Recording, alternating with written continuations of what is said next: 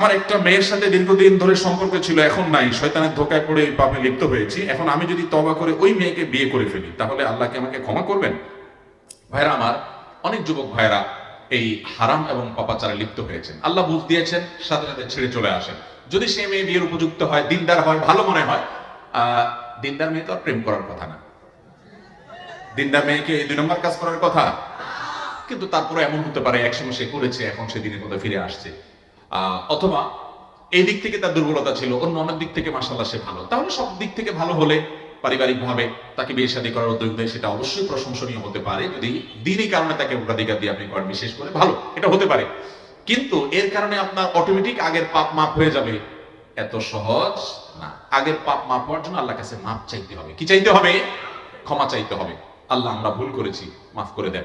তবে হ্যাঁ, ওই যে যারা এই প্রেম, আমি তো প্রেম শব্দ বলতে আমার ইতস্তত বোধ হয় এই জায়গায়। আমি সব জায়গায় বলি ভাই, এটা নাম কখনো প্রেম হতে পারে না। বিবাহ যে ছেলে মেয়েদের যে ইটিস পিটিস, এটার নাম হলো ভণ্ডামি। এটা কিসের প্রেম নাম দিয়েছেন আপনারা? এত সোজা। প্রেম বা ভালোবাসা যদি বলতে হয়, সেটা স্বামী স্ত্রীর মধ্যে হবে। কার মধ্যে হবে? ইলিগাল এবং অবৈধ সম্পর্ক আবার প্রেম ভালোবাসা হয় কিভাবে? এটা মন্দ বাসা, এটা ভালোবাসা না। ভালোবাসা কোনটা? স্বামীর সাথে স্ত্রীরটা।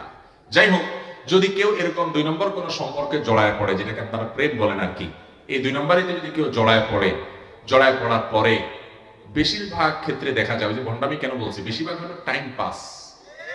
যুবকরা বদমাইশি করা, ফষ্টি করা তাদের ধান্দা। আর মেয়েগুলা অনেকে আছে এখলাসের সাথে প্রেম করে।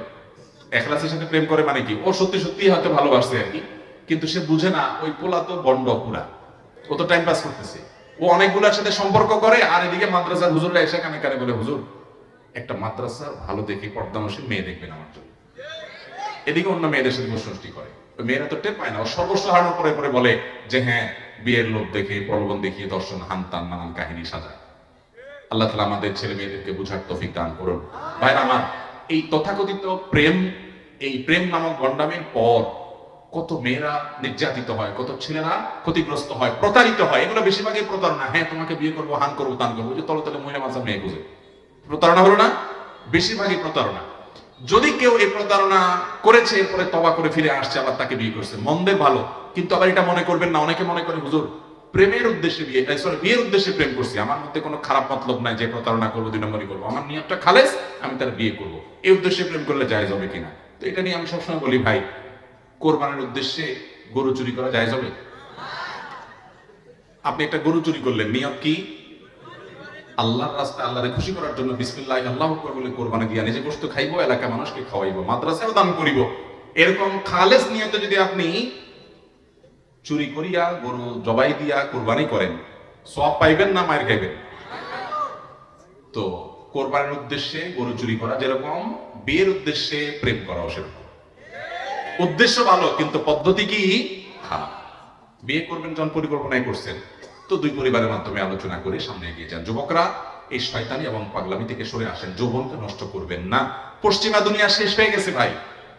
ইউরোপিয়ানরা, আমেরিকানরা শেষ হয়ে গেছে। ওদের পারিবারিক কোনো বন্ধন, বন্ডিং বলতে কিচ্ছু নাই। এই দেশের মানুষ অনেক ক্ষেত্রে মনে করে, আরে আমরা অনেক মিসকিন। আরে আপনারা অনেক সুখী ওদের চাইতে অনেক দিক থেকে।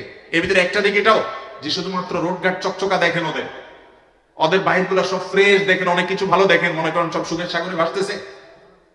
আজকে একজন বড় ডক্টর, অনেক বড় একজন হার্টের ডক্টর সৌদি আরব থেকে আসছে, ওনার সাথে কোনো একটা প্রোগ্রামে কথা বলছিলাম। প্রসঙ্গত উনি বলছিলেন যে যারা আল্লাহর বিধানের বাইরে গিয়ে শান্তি খুঁজে, স্বাধীনতার নাম দিয়ে, এদেরকে মনে হয় অনেক সুখী, তারা মনে যায় তা করতে পারে। এদের কি পরিমাণ ডিপ্রেশনে ভোগে এবং কি পরিমাণ তাদের মধ্যে আত্মহত্যার প্রবণতা, নিজেকে শেষ করার প্রবণতা, এটা কল্পনা করা যাবে না ভাই। আল্লাহর বিধান বাইরে কখনো শান্তি পেতে পারে না মানুষ। পশ্চিমা দুনিয়া মানুষের সাংসারিক জীবন, দাম্পত্য জীবন শেষ। এই সাবকন্টিনেন্টে, আমাদের এই সমস্ত অঞ্চলে গরিব মানুষ, কিন্তু স্বামী স্ত্রীর মধ্যে সম্পর্ক এত নিবিড়, দিন দিন সেটা খারাপের দিকে যাচ্ছে, কিন্তু এখনো পর্যন্ত ওদের চাইতে আমরা অনেক ভালো আছি। বিবাহ বহির্ভূত সম্পর্ক কখনো মানুষের জীবনের শান্তি আনে না। শান্তি আনতে হলে বৈবাহিক সম্পর্কে তারপরে ভালোবাসা নিবেদন করতে হয়। ভাইরা আমার, বিয়ে যখন হয় পারিবারিকভাবে, সামাজিকভাবে, তখন একটা কমিটমেন্ট থাকে, একটা বোঝাপড়া থাকে, একটা দায়বদ্ধতা থাকে।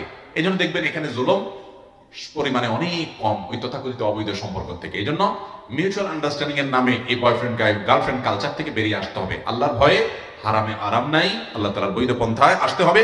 যদি কেউ তারপরেও এরকম কারোর সাথে অবৈধ সম্পর্ক ছিল, এখন তাকে বিয়ে করে ফেলেছে, আগেরটার জন্য মাপ চায়, তাহলে সেটা হতে পারে, খারাপ কিছু না, আল্লাহ মাফ করবেন। কিন্তু যদি এই নিয়তে করে যে না বিয়ে তো করবো, নিয়ত তো আমার খালেজ, তাহলে আল্লাহ তো মাফ করবেই না, ওই 2 নম্বরই করা যাবে না। এখন মুশকিল হলো বেশিরভাগই 2 নম্বরই করে, বিয়ের নিয়ত টিয়ত নাই, জাস্ট টাইম পাস। তো এই জন্য যে বিয়ের নিয়তে করে ও মনে করে আমি তাইলে তো নেককার হিসেবে, কারণ সবগুলা টাইম পাসই করে, আমি তো এর মধ্যে ভালো। তো এটা হলো ওই যে সবগুলা গরু চুরি করে এমনি খায়, একটু কোরবানি করে খায়, একটু পার্থক্য হলো।